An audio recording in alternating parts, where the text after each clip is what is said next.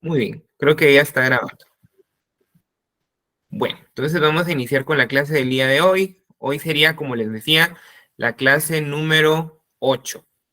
Sería siempre el curso de diseño de plantas de tratamiento de agua. Hoy es sábado 29 de abril. Hoy será nuestra última clase de este mes. Ya tendríamos la siguiente en el mes de mayo. Bueno, entonces vamos a recapitular un poquito rápidamente lo que habíamos visto a lo largo del curso en estas 7 semanas que recibimos ya. Pues vimos un poco del repaso de los parámetros físico-químicos, microbiológicos, muy superficial por el tema del tiempo, pero más o menos lo vimos. Luego vimos lo que correspondía al pretratamiento, vimos lo que correspondía al tratamiento primario y al tratamiento secundario, e incluso vimos parte del tratamiento terciario en la clase anterior. En esta oportunidad, pues ya finalizamos, ya visto todo eso, pues ya vamos a aterrizar todos esos conceptos en el diseño de las plantas de tratamiento de agua, que es al final la finalidad, valga la redundancia, o el objetivo del curso. Entonces, la unidad 3, que es la que vamos a empezar el día de hoy, se conoce como diseño de plantas de tratamiento de agua. El primer subtema va a ser el diseño de plantas de tratamiento de agua de tipo superficial. Eso es lo que vamos a empezar a ver el día de hoy. Dijimos que hay muchas formas de tipificar o nombrar o clasificar el agua.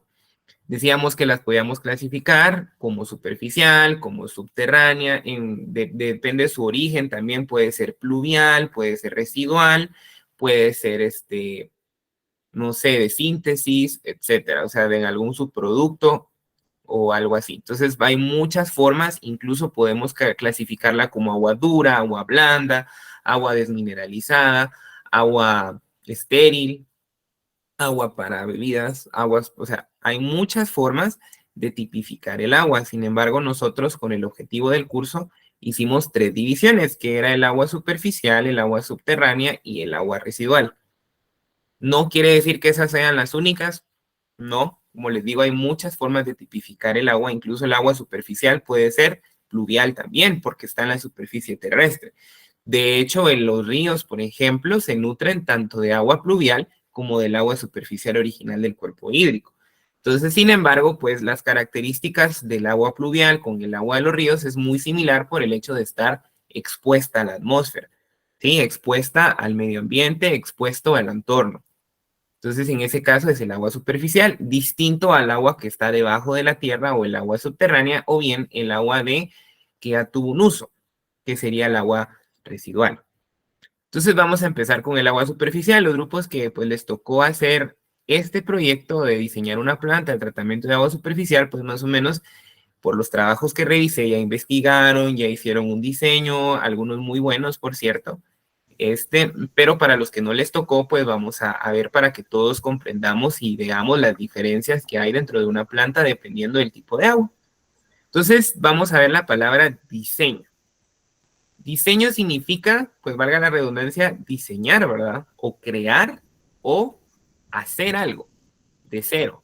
Eso va a ser en función de las características que yo quiero, de mi punto de vista, de mis materiales, de mi criterio y de un montón de aspectos que va a depender de la persona que esté diseñando o haciendo la planta. ¿Sí? El diseño no se extiende únicamente a las plantas de tratamiento de agua, se puede extender a muchos más temas. Sin embargo, lo vamos a aterrizar en este momento en el diseño de una planta de tratamiento. Para poder hacer un diseño de una planta, indistintamente del tipo de agua que tengamos, necesitamos conocer, primero que nada, claridad del cuerpo hídrico.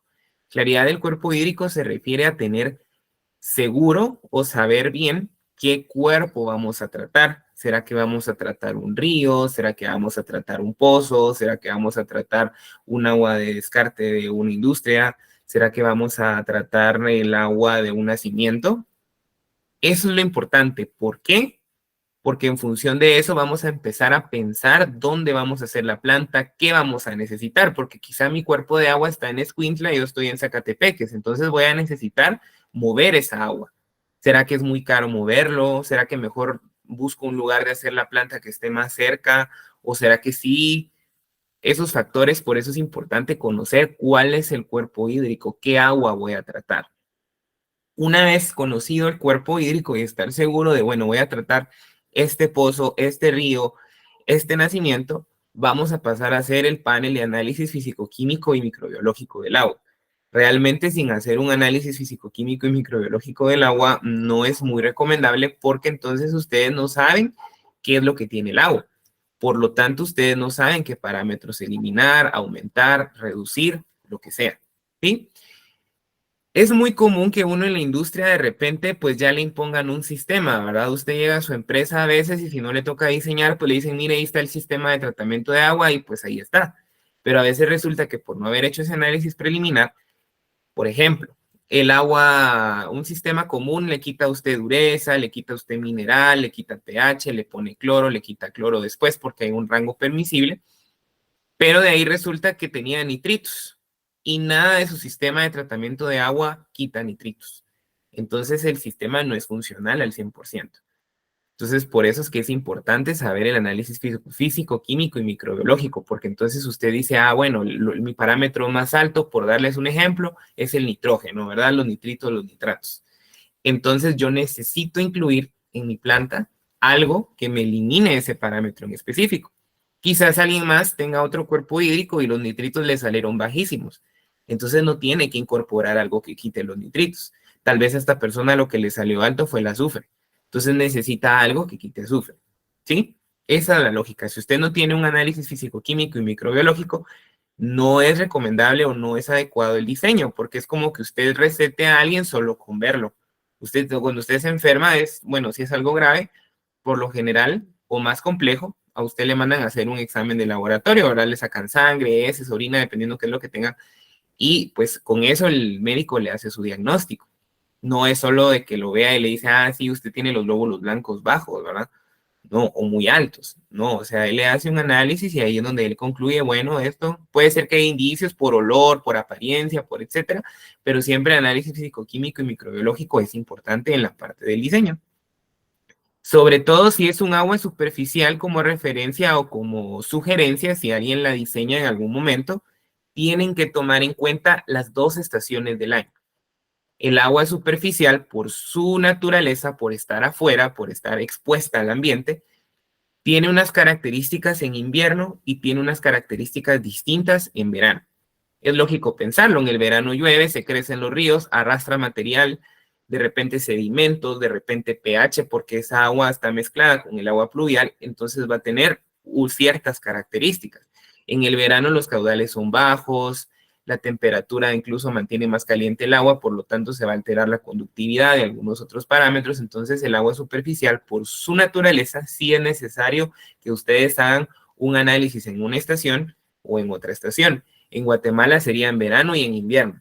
Usted está diseñando en Estados Unidos o en algún país donde hay 4 estaciones, lo ideal es por lo menos hacer 3 o las 4 estaciones para usted estar seguro cómo va a estar la calidad del agua en determinado momento. En Guatemala pues tenemos la bendición o en ese sentido de que solo hay 2 estaciones muy marcadas, invierno-verano. Entonces ahí es donde usted tendría que hacer un análisis microbiológico y fisicoquímico para decir, bueno, en el verano pues como no hay mucho río o no hay mucho caudal, entonces tal vez hasta mi microbiología está muy alto. Pero cuando llueve un montón, se sube la carga bacteriana y todo el asunto, entonces ahí es necesario tomar en cuenta esas variaciones. Adicionalmente, la legislación vigente para el uso del agua. Hay una legislación en Guatemala, decíamos en el curso anterior y en este curso, pues la COGUANOR, ¿verdad? Que es la Comisión Guatemalteca de Normas, específicamente la serie 29.000. Si ustedes buscan en internet la 29.000 en adelante, pues ahí van a encontrar ustedes todas las normas en Guatemala en cuanto a la calidad del agua. Allá usted le dice qué parámetros físico-químicos son, qué parámetros microbiológicos son. Depende de la norma que usted esté empleando, le va a pedir más o menos parámetros o tal vez los mismos, pero más o menos estrictos. Coganor, por ejemplo, le toma parámetros como color, como apariencia, como cloro, cloro libre, cloro residual, como nitritos, como nitratos, ¿sí? Entonces, ahí le dan a usted una especificación de cuánto es lo más que puede tener. Una vez yo excedo ese límite, el agua no es apta para consumo humano.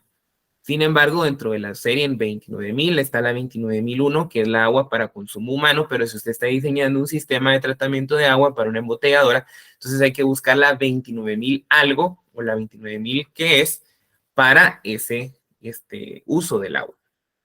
Ahora bien, si usted está tal vez en industria farma, no va a ser la Cowanor, sino que va a ser la USP. Entonces, en la USP a usted le va a decir que es mucho más estricta respecto a Cowanor, tal vez ciertos parámetros y los criterios son bastante más bajos, como les decía en un inicio. A veces el recuento microbiano me deja hasta 500 cuando agua para estériles en una planta de inyectables me deja nada casi, ¿verdad? Entonces, ahí es donde lo que hacemos es más rígida la norma. Yo siempre les comento que la 29.001 de Cowanor es la más permisiva. O sea, eso es como lo que más usted tiene chance de aceptar.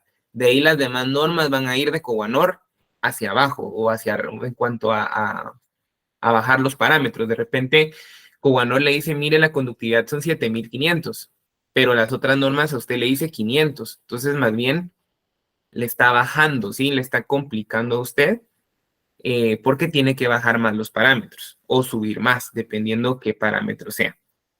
¿Vamos bien hasta ahí? Sí, ingeniero, vamos bien. Muchas gracias. Muy bien. Bueno. Pero es que me perturba un poquito porque como tengo toda la presentación no veo bien el chat ni la llamada. Bueno. Otros parámetros de diseño que es importante también es el tema del presupuesto o inversión que ustedes van a hacer tentativamente. Si usted está diseñando con su dinero, pues usted sabe, bueno, tengo tal capital, entonces también eso va a ser una limitante definitivamente, porque de repente decíamos que la UV es muy buena en el tema microbiológico, pero yo solo tengo la mitad del presupuesto para, o sea, digamos que cuesta 100,000 quetzales, por darles un número. Ingeniero, Y yo disculpe, solo tengo... ¿Qué manda? perdón por la interrupción. No sé si sabe que no está compartiendo la pantalla. Ay, joder. Perdón. Gracias. Bien dije que algo me faltaba, Jolarán. Voy. Muchas gracias. Bueno, Igual la presentación está en el aula virtual. Ay, muchas gracias. Se me fue. Solo grabé la clase. Vamos a ver. ¿Ahora sí se ve? No, todavía no. ingeniero, no se ve todavía. Ya. No, Bueno. Ok. ahora sí. ¿Ahora sí? Ay, perdón. Bueno, entonces vamos a recapitular rápidamente para que lo veamos. Primero iba lo que vimos ahorita de la claridad, del análisis psicoquímico, la legislación. Ahora sí, ahora nos tocaría presupuesto. Entonces el presupuesto también es importante porque nosotros tenemos que saber cuánto es lo que tenemos para invertir y en función de eso diseñar los equipos que vamos a gastar, ¿verdad? Porque de repente, como les decía, si tengo 100,000 cuesta una V y yo solo tengo la mitad, 50,000, pues no la voy a poder comprar, ¿verdad? Entonces voy a tener que o buscar una V más económica o bien pues migrar a la cloración, que es mucho más económica, ¿verdad? Entonces, ese es un factor importante en cuanto al tema de diseño. Adicionalmente, la ubicación de la planta.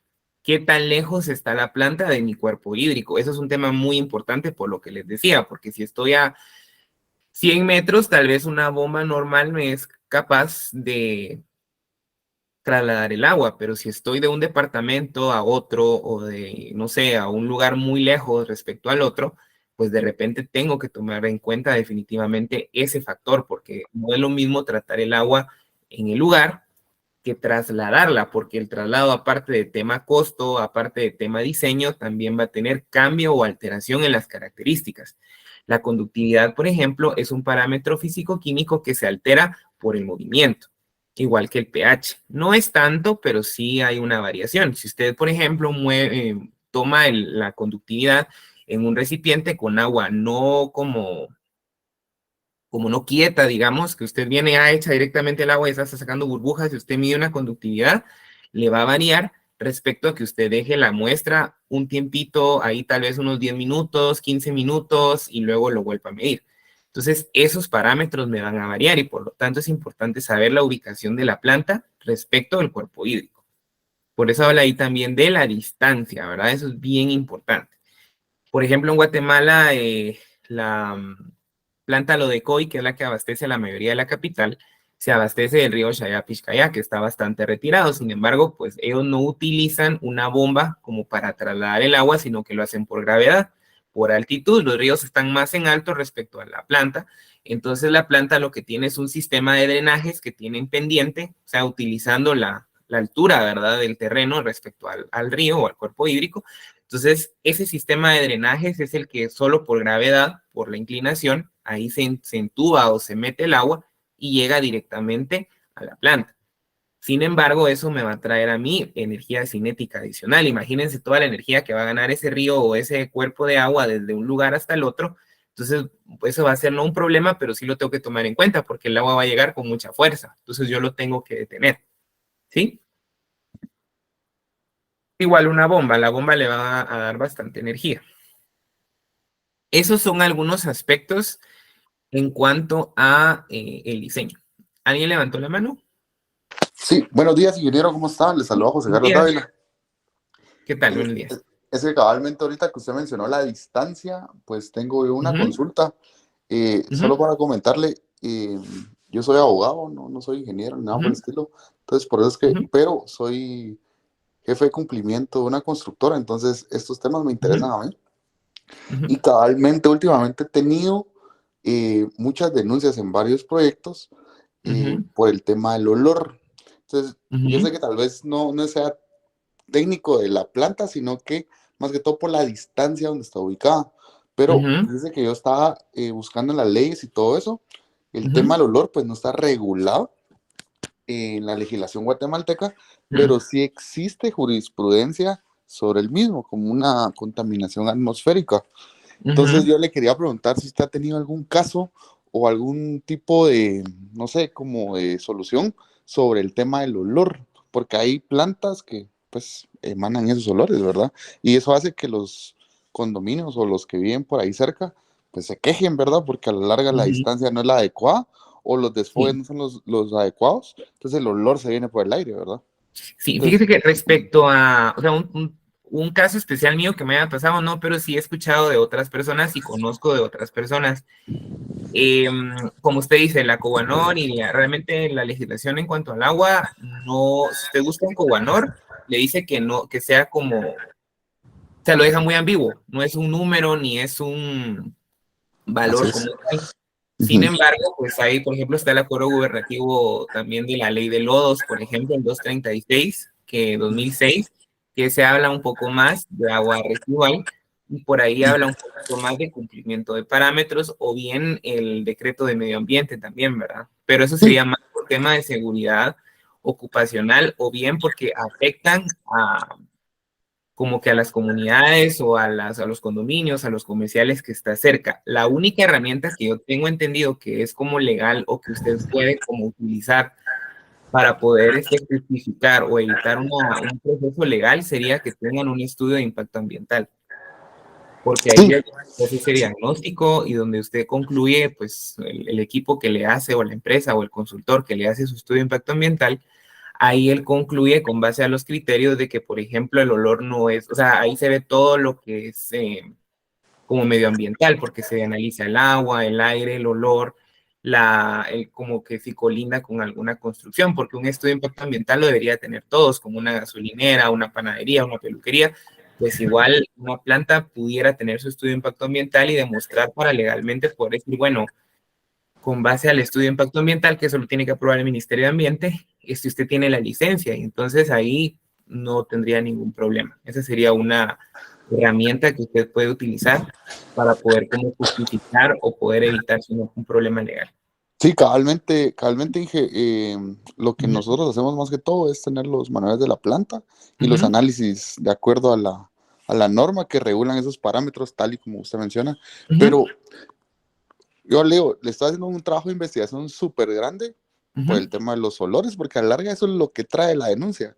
O sea, los vecinos no van a saber, mire, le falta, no sé, el parámetro está arriba de esto, no, ellos no. ellos se van por el tema de la nariz, ¿verdad?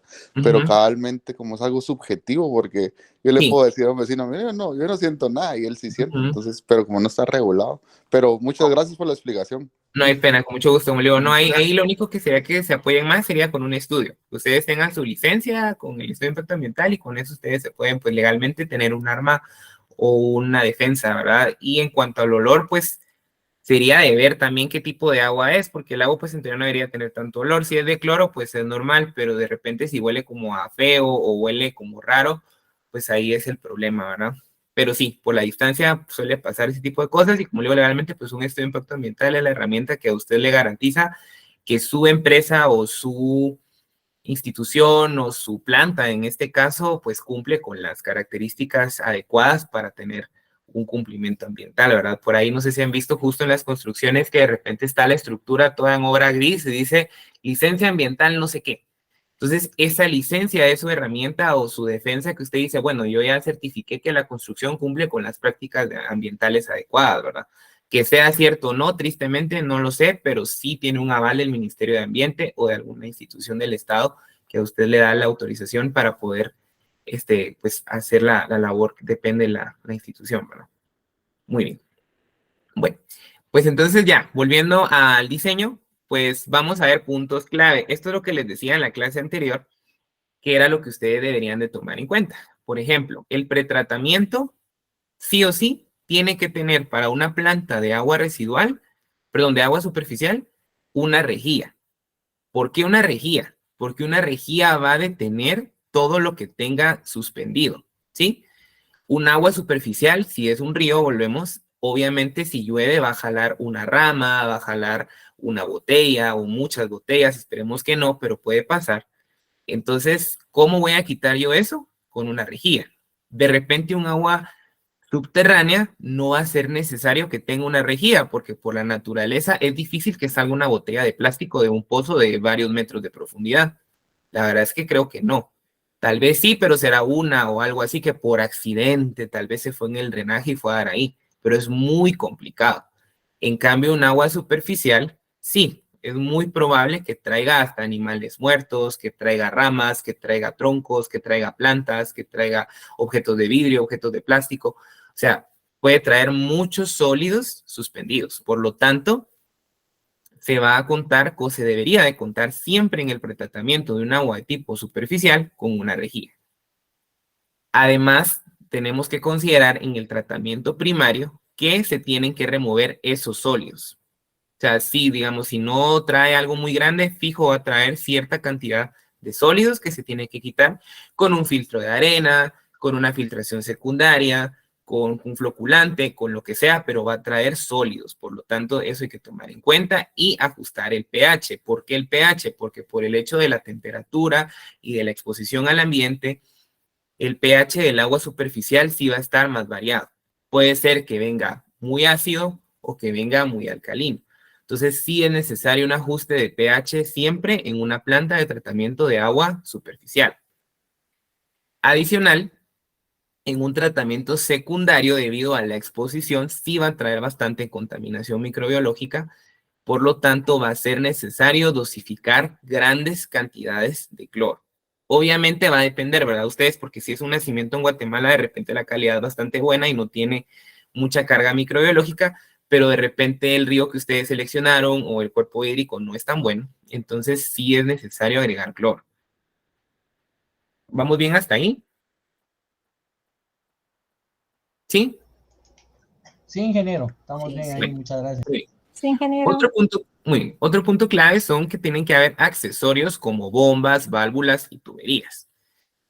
Los accesorios son importantes porque, bueno, yo por ejemplo ya bombeé o traje el agua de un lugar muy lejano a donde estoy, pero luego dentro del cuerpo o dentro de la planta de tratamiento el agua no se mueve mágicamente. Voy a necesitar bombas para mover el agua dentro de la planta, ¿no? Entonces, esas bombas deben de tener cierta característica. Primero, el material es muy importante. Idealmente, todos los accesorios de una planta de tratamiento de agua debería ser de acero inoxidable. Ya les comentaba en algunas clases anteriores que eso es porque el acero inoxidable tiene una rugosidad menor. e incluso se le pueden hacer tratamientos químicos para poder reducir a cero casi la rugosidad. Ahora bien, si es de PVC, no es que esté mal, pero el PVC, no sé si todos lo han visto, y si no, pues es un tipo de plástico. Entonces, ese material no se puede someter a temperaturas muy altas, porque ¿qué pasa si ustedes le echan agua caliente a una botella de plástico? Se deforma toda, se rompe, etcétera, ¿verdad? Incluso el acero inoxidable también no es tampoco a prueba de nada. Si el agua está muy caliente, como alguien me decía hace unas clases del agua residual, que mantenían el agua arriba de los 300 grados o algo así, ese gran exposición térmica o ese gran sometimiento térmico definitivamente a mí me va a dilatar el material, me va a presentar fugas. ¿Por qué? Porque en las uniones se dilató el material, entonces van a haber pequeñitos agujeros y van a empezar a tener problemas de fugas.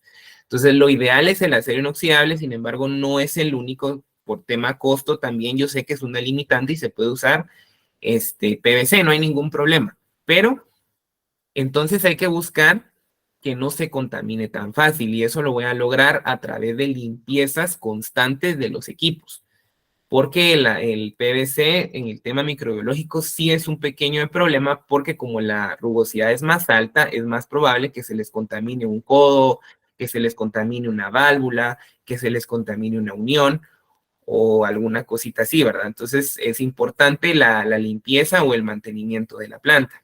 Esa limpieza puede ser con agua caliente, puede ser un lavado químico, puede ser un desmontaje, dependiendo cómo sea la planta, aunque lo recomendable siempre es que la limpieza sea lo menos invasiva posible. Eso quiere decir que usted no tenga que estar abriendo la tubería cada rato y estar metiendo, no sé, un cepillo o algo así, porque cada vez que usted abre la tubería le entra aire. Entonces puede ser que haya proliferación de bacterias aerobias. Y luego el mantenimiento clave de los equipos, ¿sí? Entonces tiene que haber un mantenimiento constante. Los equipos usted no diseñó su planta, la puso y ahí duró para siempre, no. El mantenimiento tiene que ser dependiendo cómo sea el equipo. Hay equipos que son mantenimientos dependiendo el uso, otros son dependiendo el galonaje, como alguien me decía, o cada cuántos litros pasa. Entonces yo sé que cada tantos litros tengo que hacerle un mantenimiento, o como las horas de trabajo que alguien me comentaba que al año las cambian, ¿verdad? Entonces ni modo, se cumplió el año, hay que cambiarlas, indistintamente pase mucha o poca agua. Entonces eso es algo importante que nosotros tenemos que tomar en cuenta. Bueno, vamos a ver, ahí me salí de aquí. También otro punto clave de una planta o de un diseño es que deben existir puntos de control. Eso es muy importante. Usted, por ejemplo, tiene que tener, entró el agua, se trató y salió. ¿Y usted va a analizar solo el agua antes y después de la planta? No. Usted debería colocar puntos o válvulas de muestreo. Hay válvulas que son específicas para muestreo. Muestreo significa que yo voy a abrir la válvula y voy a sacar una muestra. Eso es muestreo. Y la vuelvo a cerrar. Eso es importante porque en esos puntos de control usted puede estar midiendo la calidad del agua, porque por lo tanto, por ejemplo, si yo tengo un ablandador, el ablandador debería tener una muestra. Entonces usted viene y toma el agua fuente y luego toma una muestra del ablandador. Si el ablandador quita dureza, yo esperaría que la dureza del agua en ese punto sea menor que la de antes del agua. No sé si me explico. O sea, tiene que haber una reducción visible. ¿Por qué? Porque si al final del tratamiento usted pone un punto de control y le sale mal todo, usted no va a saber qué fue. ¿Será que fue el ablandador el que no me funcionó? ¿Será que fue el filtro? ¿Será que fue la cloración? ¿Será que fue el floculante? O sea, es importante tener puntos de control. Ideal sería en cada etapa. O sea, usted tiene un filtro de arena, entonces usted mide el agua antes y después del filtro de arena para evaluar que haya una disminución de carga. O si no se puede, pues cada 2, 3 equipos. Pero lo que no es recomendable es que usted tenga una toma del agua antes de tratada y hasta el final del proceso. ¿Por qué? Porque si hay algún problema, usted no va a ver dónde fue. Entonces no es lo mismo repetir 2, 3 equipos que no tener idea cuál. Imagínese que su planta tenga 15 equipos y que todo salió mal, usted no sabe cuál fue. Entonces dice, bueno, ¿le tengo que dar mantenimiento a los 15 equipos o solo a los últimos 2 o solo a los primeros? ¿Sí? Importante para eso son los planos de la planta, porque en los planos de la planta tendría que estar para dónde entra el agua, dónde sale, dónde pasa, dónde están las válvulas de muestreo, dónde hay bombas, dónde hay codos, dónde hay sensores, para que usted pueda determinar de una mejor forma dónde están los problemas si se dieran, ¿verdad? Y muy importante en una planta es los registros. Tendría que haber un registro donde usted hace todas las operaciones y los mantenimientos y el uso. ¿Por qué? Porque en tema legal o en tema de buenas prácticas, si usted no tiene un registro, usted no puede evidenciar que hizo algo. Por ejemplo, puede decir, mire, yo le di mantenimiento a los tanques, pero si no hay un registro, no hay como un documento que usted demuestre. Ahora, si usted tiene un registro, usted puede decir, mire, le hice el mantenimiento y aquí está el registro. Me lo firmó fulano, me lo supervisó sutano y así, ¿verdad? Entonces es importante la parte de los registros. Una planta de tratamiento de agua superficial, miren ustedes, pueden haber de muchos tipos. Yo les voy a dar un esquema de una planta básica. Como les digo, va a depender de cómo sea su análisis físico-químico y microbiológico, porque si tiene más o menos contaminación, pues así se diseña la planta. Pero, por ejemplo, un caso particular de una planta de tratamiento de agua superficial va a tener el siguiente esquema que está ahí, con flechitas. Partimos del cuerpo hídrico que imaginémonos que es un río. Bueno, entonces el río, yo estoy lejos del río, entonces definitivamente yo voy a necesitar bombear o necesitar mover ese cuerpo hídrico. Entonces eso lo voy a hacer o con una bomba o con un sistema de tubería por gravedad, como les decía, que es lo que hace Planta lo dejó ahí en la capital. Entonces el cuerpo hídrico lo voy a tener que bombear o trasladar.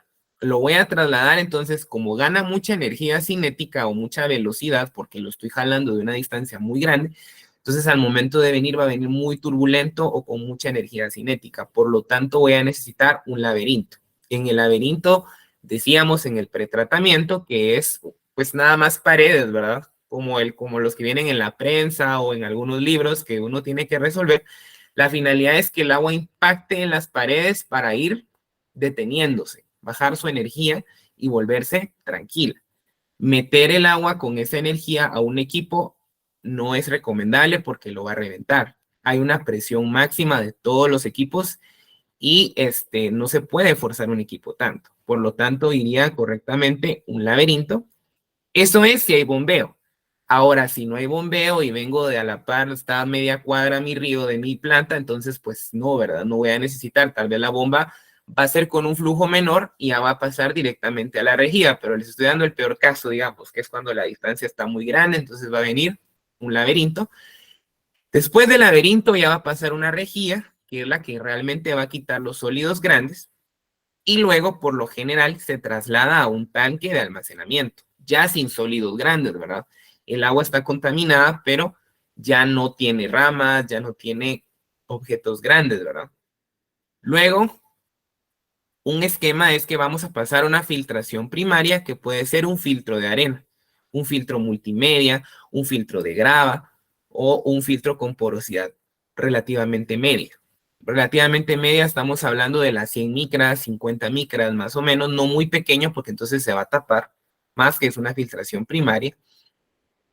Por lo general el agua superficial, por la naturaleza, por estar estancada o por estar, por cómo es un río, va a traer dureza alta. Entonces es muy común que en un agua superficial venga un ablandamiento. Puede ser que lo eliminemos si vemos que los parámetros de dureza están dentro del parámetro, pero si no, pues pasamos a un ablandamiento y luego vamos a pasar a una estación A. Esa estación A es porque no me cupo aquí, entonces vamos a cambiar. Después del ablandamiento vamos a pasar a un sistema coagulante floculante. Este puede ser para quitar nitratos, para quitar nitritos, para quitar algún parámetro físico-químico que no se puede eliminar tan fácil. Vamos a usar coagulante floculante. ¿Alguien levantó la mano? Sí, ¿No? ingeniero. Sí. ¿Qué manda? Disculpe. No te da Fíjese que pena. yo tengo una duda ahí con relación al coagulante. Ajá. Digamos que el agua trajera demasiados minerales pesados. En este caso, ¿cómo haríamos para saber qué tipo de coagulante se le puede echar? O sea, ¿existirá alguna tabla en específico donde indique para qué es cada coagulante, digámoslo así? Sí, eso se los tengo que subir al Drive, al aula virtual, de veras que se lo voy a subir esta semana. Sí, hay una tabla o hay una... Mira, los coagulantes y floculantes vienen por grupo funcional, o sea, indistintamente la marca, porque ustedes van a encontrar marcas de coagulantes y floculantes como teléfonos, ¿verdad? Que hay Xiaomi, que hay Samsung, que hay iPhone, que hay, o sea, hay como muchas clases, pero el grupo funcional es lo que vamos a buscar en un coagulante floculante, porque van a haber coagulantes floculantes para compuestos orgánicos volátiles, para metales pesados, o sea, para cierto tipo de, y ahí usted le va a decir, bueno, volátiles le va a quitar esto, y así es como se busca. Habría que buscar, por eso le digo, el parámetro físico-químico es primero, porque usted dice, bueno, va a traer metales pesados, que eso sería por lo general más en agua subterránea, pero digamos, puede ser que traiga esto metales pesados. Entonces habría que buscar un floculante coagulante donde el rango sea para metales pesados. O idealmente, pues en el análisis les tendría que salir, bueno, lo alto es el arsénico, por darle un ejemplo. Entonces tiene que buscar un coagulante floculante para ese metal en específico y eso es lo que se agrega. ¿Sí? Muy bien, ingeniero. Sí, sí, casualmente esa es la duda, pues, ¿verdad? Porque, digamos, yo estuve investigando un poco, pero no había nada claro con respecto a los metales pesados, pues, ¿verdad? Sí, cuesta un poco encontrar la bibliografía, pero sí, lo es más común que usted lo encuentre con los proveedores. O sea, por ejemplo, usted se va a asistir con una empresa que se dedique a plantas de tratamiento, entonces ellos le dirán, mire, para tal metal le tenemos esta solución, o este equipo, o este floculante coagulante, o solo el coagulante, o sí. Ya, muy bien, gracias, ingeniero, muy amable. Luego se puede ajustar el pH con un hidróxido o con un ácido, ¿verdad? Dependiendo cómo sea. Luego ajustar el cloro. Ajustar el cloro, aquí se me pasó una etapa, pero sí se me pasó. Pues lo vamos a arreglar. Antes de la filtración primaria, tendría que haber habido una cloración. El tema del cloro, como les digo, en sistemas de agua superficial es muy común porque como viene contaminada, usted va a agregar mucho cloro. De repente hasta 5 partes por millón, 6 partes por millón. En Cobanora usted le dice que el agua debería estar más o menos hasta 1 parte por millón, sería lo ideal. Y usted la llegó a 6. Entonces, ¿cómo va a justificar eso? Bueno, pues después, en este caso, después del pH, yo voy a ajustar el cloro. Sí, yo subí mucho el cloro para matar bacterias, pero para consumo yo le tengo que bajar el cloro. Para eso se tiene que agregar alguna sustancia eliminadora del cloro, como los metabisulfitos, ¿verdad? Por ejemplo, o algún elemento que logre hacer una reacción para contrarrestar el cloro. Después, todas las basuras o todas las precipitaciones o los sedimentos que se generen por la floculación, por la coagulación, por los ajustes, se va a quitar en una filtración secundaria y luego ya pasaría a la distribución final. Si alguien tiene más presupuesto o tiene más oportunidad, pues me va a decir, mire, yo no voy a clorar el agua, solo voy a usar una UV. Perfecto, no hay ningún problema. O alguien me va a decir, mire, pues con el cloro no es suficiente, voy a adicionar una UV. Perfecto. Como le digo, este es un esquema muy general porque va a depender de cada planta, de cada tipo de agua. Como le repito, si el agua no viene muy contaminada, pues no es necesario agregar tanto equipo. Pero si viene muy contaminada, pues vamos a tener que agregar más equipos al diagrama que les estoy dando. ¿Alguna duda con esto? ¿No? ¿Todo claro? Ya tenemos un par de minutitos. Bueno. Luego vamos a ver más o menos el esquema ya con equipos. Esto era lo que yo esperaba que me entregaran en la fase 2 del proyecto. O sea, más o menos, ¿verdad? No exactamente igual, pero más o menos. Esos eran los resultados de la planta de tratamiento de agua superficial. Algunos me agregaron más equipos. De hecho, un equipo que muy bien lo hizo en AutoCAD, creo yo, o en algún sistema de dibujo muy bonito. Otras personas lo hicieron a mano. Está bien, no hay ningún problema. Pero lo importante es esto, el diagrama. Si se dan cuenta, todo está en azul. La nomenclatura pues la hice más o menos distinta. Ahí está qué significa cada cosa. Los rojitos son los puntos de control. Los puntos de control se refieren a los puntos donde debería idealmente estar una toma de muestreo para yo evaluar. ¿Pueden haber menos puntos de control? Sí. ¿Pueden haber más puntos de control? Sí. Ahí depende del diseño de la planta, pero lo importante es que vean que sí tiene puntos de control. Hay un punto de control en la fuente, que es la flecha, luego en un tanque, luego después de la filtración primaria, luego después de la bomba 4, luego después de la filtración secundaria y luego después en el punto de uso, siguiendo las flechas, ¿verdad? Esta planta es lo mismo que estaba en la otra, solo que en forma de diagrama. Si se dan cuenta, está la fuente, la voy a bombear o la voy a meter en un sistema de tubería, va a pasar al laberinto, luego va a pasar una rejilla, la voy a volver a bombear a un tanque de almacenamiento. Entonces, ahí, si se dan cuenta, hay un punto de muestreo porque esa es mi agua ya para tratar. Después va a pasar por la filtración primaria, que decíamos que puede ser un filtro de arena. Después del filtro, yo voy a volver a muestrear. Entonces, yo esperaría que si tengo 1000 partes por millón de sedimentos en el tanque, yo esperaría tener 600, 500 después de la filtración primaria. Lo que no puede pasar es que usted tenga 2000, ¿verdad? Porque si aumentó, quiere decir que el filtro más bien está contaminando, está desprendiendo. Después de la filtración, una bomba va a hacer pasar por un ablandador. Después del ablandador va a pasar por un floculante coagulante, que es esa FC. Después se vuelve a bombear y vuelvo a muestrear. Tal vez si el floculante coagulante quite, como dijo Ever, metales pesados, entonces yo tendría que haber medido metales pesados en el tanque y después del floculante coagulante y esperaría tener una reducción, no un aumento. Igual la dureza, porque ya pasó por un ablandador. Entonces yo esperaría que la dureza del tanque sea más grande que la después del floculante coagulante y ablandador. Después se ajusta el pH, el cloro, se agrega la filtración secundaria y vuelvo a medir. En cada etapa la calidad del agua debería ser mejor y mejor y mejor.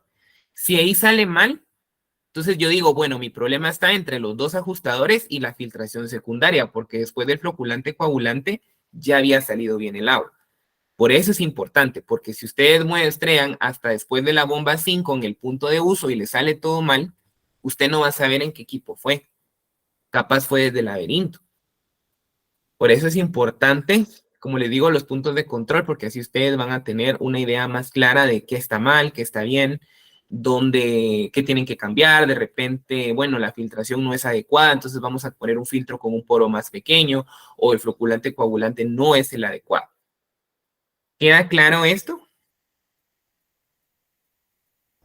¿Alguna Sí, duda? ingeniero. ¿No? Está bien, todo bien. Ok. Bueno, pues más o menos así va el diseño de las plantas de tratamiento de agua. Como les digo, es importante que ustedes tengan claro los parámetros fisicoquímicos, microbiológicos, las etapas del tratamiento. Si se dan cuenta aquí, pretratamiento sería laberinto, rejilla y tanque. Tratamiento primario tendría que ser la filtración, floculante, coagulante. Ya los ajustadores y la filtración secundaria por el poro pudiéramos tomarlo en cuenta como un tratamiento secundario y ahí estamos. Si vamos nuevamente a una industria de agua desmineralizada o algo así, ahí no van a lograr esa calidad. Entonces, a eso ustedes le van a tener que agregar una ósmosis, un electrodesionizador, un filtro de lecho mixto, yo qué sé, eso sería ya un tratamiento más especializado. O un tratamiento térmico, ¿verdad? De repente calentar el agua a más de 100 grados, entonces ahí ya estamos hablando de un tratamiento terciario o una destilación, ¿sí? Entonces, más o menos, este es el diseño de una planta de tratamiento de agua superficial. Como les digo, este esquema que les presento, pues puede ser que hayan equipos de más para la calidad de agua que usted tiene o equipos que hagan falta, ¿sí? El agua superficial lo hago más o menos el diseño de una planta común en Guatemala con la calidad de agua que se maneja acá. Ahora, un agua subterránea y un agua residual, vamos a ver que van a haber equipos más especializados. A ver qué horas son. Vamos a pasar unos 5 minutos, me voy a apurar para que veamos. ¿Alguien levantó la mano? Sí, buenos días, Buenos Inge. días. Fíjese que solo quería pedirle algo. Es que he estado como investigando, tratando de ver como un diseño adecuado para tratamiento de aguas de un filtro. Entonces, usualmente hemos tenido como una pequeña investigación y sin embargo nunca hemos lograr los parámetros de, como, sí, que deberíamos cumplir. Y tengo un poco de curiosidad que específicamente tanto en plantas de tratamiento de agua superficial y de aguas residuales se utilizan estos sistemas. ¿Usted considera que hay alguno ya que esté como que aprobado por la Cobanor que diga que este tipo de filtros ya cumple con estos parámetros, y ver si se puede probar ya sea con aguas grises o con algún otro sistema de purificación de aguas, quizá con fertilizantes o con químicos, aguas contaminadas con químicos, que pudiera quizás, bueno, de mi parte sería como interesante poder saberlo, tal vez en el proceso de plantas de agua residual, o quizás ahora si usted tiene alguna idea. Muchísimas gracias. Muy buena. Pues realmente, si usted busca proveedores, hay proveedores que le venden ya el sistema construido. O sea, ya no usted tiene que pensarlo, sino que ya le dicen, mire, pues ya le cuesta tanto y ya. En Guatemala, la verdad es que ninguna planta o casi nadie hace sistemas como tal, sino que lo que hacen es que los traen de otro lugar. Por lo general son de Estados Unidos. Entonces, bueno, también de India ahora o de China por tema de costos, ¿verdad? Porque usted cotiza aquí un TOC o un equipo respecto a Estados Unidos y allá le cuesta 100 quetzales por darle un número y aquí en Estados Unidos le cuestan 2,000, ¿no?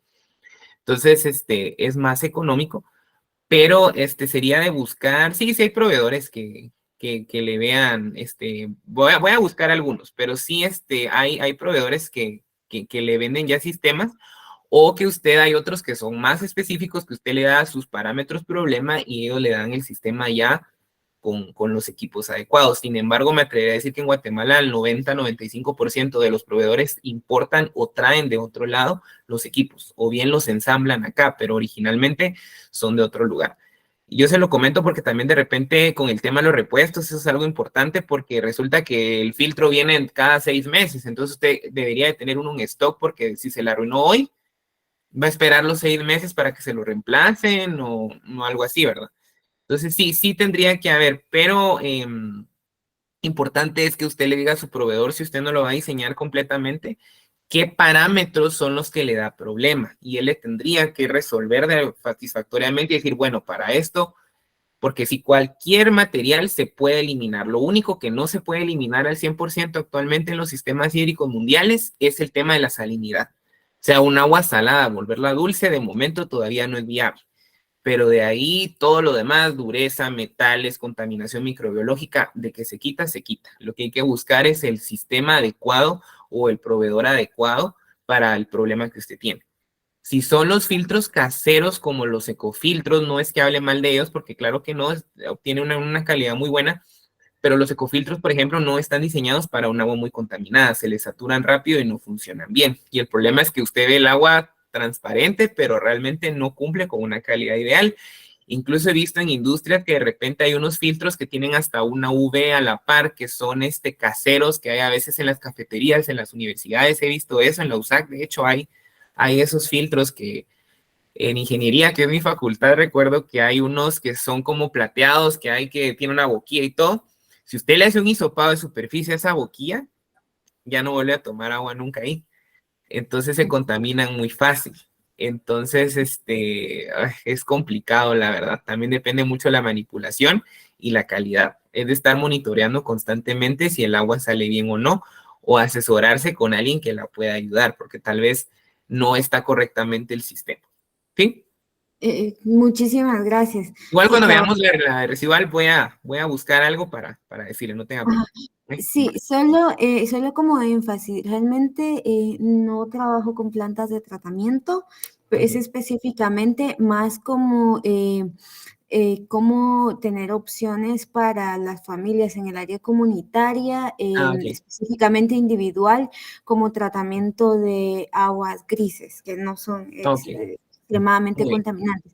Por ahí va mi punto específico, pero muchísimas gracias, Cindy, con muy mucho gusto. amable. Bueno, muy bien, no hay problema. Vamos a ver más, como les digo, el agua superficial es la más suave o la más sencilla porque no tiene tantos contaminantes. El problema justamente está, como usted dice, en el agua, los lodos, ¿verdad? O el agua residual. Ese es el problema, porque es el agua que atrae contaminantes que son más difíciles de remover. Una dureza se quita más fácil que un aceite o un solvente. Bueno, entonces como mantenimientos, como les digo, es importante. Todos los equipos tienen que tener un mantenimiento. Entonces, por ejemplo, aquí les presento algunos equipos, cuál sería el parámetro para considerar un mantenimiento y cuál sería el mantenimiento. Por ejemplo, una bomba. La bomba va a depender de la periodicidad de uso. Las bombas y todos esos equipos, usted no va a hacer una bomba. Usted, bueno, yo espero, no sé si alguien es aquí que tenga alguna empresa o haga equipos, pero por lo general si usted está diseñando la planta, usted va a necesitar una bomba que bombee, valga la redundancia, o que jale tal caudal, que tenga tal presión y todo. Entonces usted viene y va a ir a un proveedor. Ese proveedor le tiene que dar una ficha técnica o unas especificaciones donde le diga a la bomba cuál es lo más que succiona, cuál es el tiempo de vida útil, todos esos parámetros. Entonces, en función de eso, les tendría que decir cada cuánto es la revisión o cada cuánto flujo. Por ejemplo, pasan, no sé, 10 mil litros y usted tiene que revisar. Si no lo trae, pues usted debería empezar a probar por lo menos trimestral, revisar la bomba. Bueno, a los 3 meses no tiene nada, entonces lo paso a semestral. A los 6 meses no tiene nada, entonces anual. O sea, usted define la periodicidad, pero tiene que empezar de un tiempo menor a un tiempo mayor, ¿verdad? Porque tal vez a los 4 meses ya no funciona la bomba, o tal vez a los 6, o tal vez al año. Entonces, es importante porque con eso usted va a ver el mantenimiento, que puede ser una revisión, una reparación. Si tiene una fuga, pues ver la fuga, de repente se calentó mucho, o si es definitivamente el cambio. En el caso de los laberintos, igual hay que estar haciendo una evaluación o un saneamiento estructural, porque como volvemos a que un laberinto por lo general son paredes, entonces las paredes se pueden quebrar o se pueden dañar, porque ya de tanto estar recibiendo agua con fuerza, pues de repente pueden dañarse. Se puede erosionar la superficie o cosas así, entonces por lo tanto hay que hacer una evaluación que puede ser mensual, anual, semestral, usted lo define, y de repente se quebró o se le hizo un boquete, un agujero. Entonces usted tiene que sanear la estructura, evaluarla y ver construirla de nuevo o reparar esa parte. Las rejillas igual. Las rejillas por lo general es más visual porque usted ve, bueno, y también hay manómetros, ¿verdad? O algún dispositivo de presión para ver qué tanto está saturado, para ver si hay que hacer una limpieza o un cambio. En cuanto a los tanques, igual, periodicidad de uso. Los tanques cuando ya son dispositivos cerrados, ahí nos vamos a ir a los manómetros, porque los manómetros a usted le va a decir una presión. Por ejemplo, un tanque siempre va a tener 100 PSI y de repente tiene 200 y ya no le bajó, algo está pasando. O tiene 0 de presión, se rompió el filtro, pues se dejó pasar todo. Entonces, la presión es donde vamos a estar viendo si necesita el tanque una limpieza o definitivamente un cambio o un mantenimiento. Los tanques de filtrado y los ablandadores igual. Con el filtrado, si quita sólidos, entonces yo esperaría que haya una reducción. Si hay un aumento, ya no muy funciona. Igual los ablandadores me reducen la dureza. Si aumenta la dureza, no están bien los ablandadores. Entonces los mantenimientos de ambos casos puede ir de una revisión, un cambio interno o bien los retrolavados. Finalmente, floculación, coagulación y ajustadores va a ser con la dosificación. Ahí más el problema va a estar en la bomba dosificadora, porque todos estos sistemas deberían de tener una bomba dosificadora. O sea, usted hace el floculante coagulante en un tanque, lo conecta a la bomba y la bomba es la que dosifica al sistema. Entonces, en el mantenimiento sería estar revisando constantemente, aumentar o reducir el flujo de la dosificación, o bien que ya se vencieron, ¿verdad? Porque los floculantes coagulantes, como todos los productos, tienen una fecha de caducidad, no son infinitos. Entonces, de repente ya están vencidos, entonces, pues usted los tiene que descartar. ¿Sí? Bueno, ya no le robo más minutos, que ya me pasé. ¿Estamos bien? ¿Alguna duda adicional? ¿Comentario? ¿No? Clic, solo una consulta. ¿Sí? Fíjese, respecto al segundo trabajo que ahorita entregamos, no Ajá. sé la verdad que haya pasado. Fíjese que el grupo 6 tenemos 0, todos. No sé si porque todo el trabajo estaba malo o no llegó, la verdad. Si quiere, mándeme un correo o reenvíemelo. Si tienen 0 es que no me llegó o no lo revisé, porque la verdad es que nadie sacó 0. O sea, los que tienen 0 son las personas que no me llegó o no algo, pero de que hayan sacado 0 porque estaba malo, no. Muy bien, licenciado. Muchas gracias. Muy bien. Bueno, entonces, pues para finalizar, entonces haríamos el corto. Ahorita se los voy a compartir acá. Dame un momentito que... Ay, Dios. Listo.